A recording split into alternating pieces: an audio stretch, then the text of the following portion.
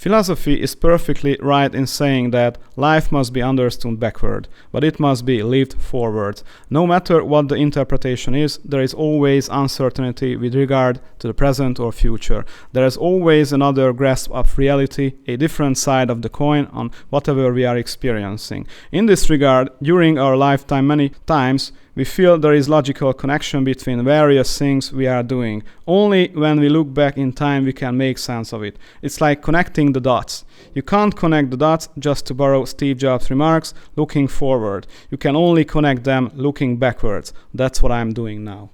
In order to connect the dots, I need to go back to my past.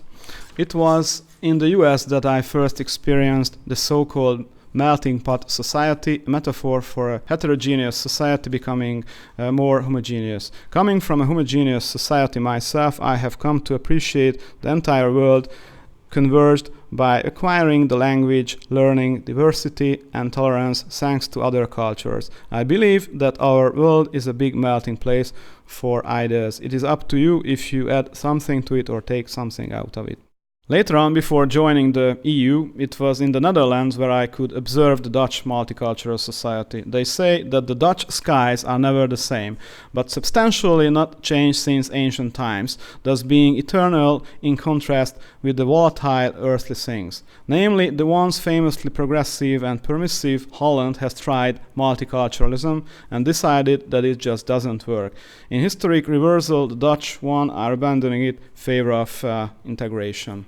The next dot in my life was Denmark, where I have had the best experience in my whole existence. I was given unique opportunity to be part of the School for Life envisioned by Grundtvig. As we know, experience is a hard teacher. It teaches at the expense of mistakes, so it was hell of a ride. As a teacher, it is often a recurring thought to me whether all of our problems stem from organization, as Denmark was organized from below.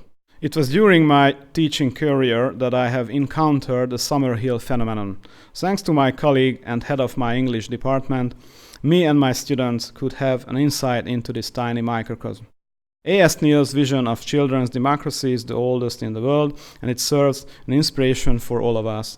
This is a real place, not a utopia. The big question is that whether this free school can be put into practice in other countries. Every country on earth at the moment is reforming public education. Hungarian schools haven't changed much since the 19th century, but by now a segment of teachers, especially in the better or so-called elite schools, are painfully aware of the deficiencies of the educational system that was forced upon them in the last 5 years.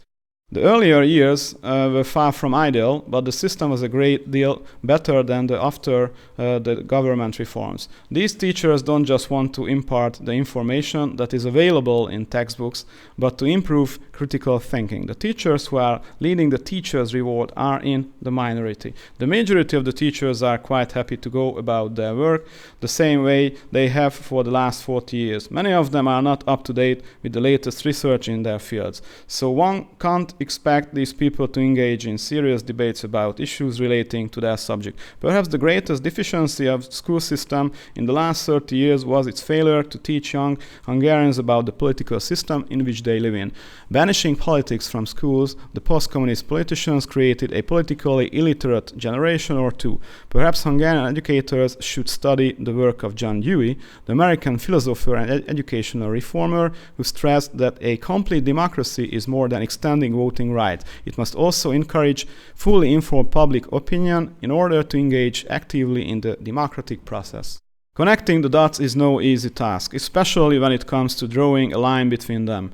You have to identify the starting dot, that is your past, and the ending dot, that is pointing towards your future. It is also very important in life to know when your cue comes.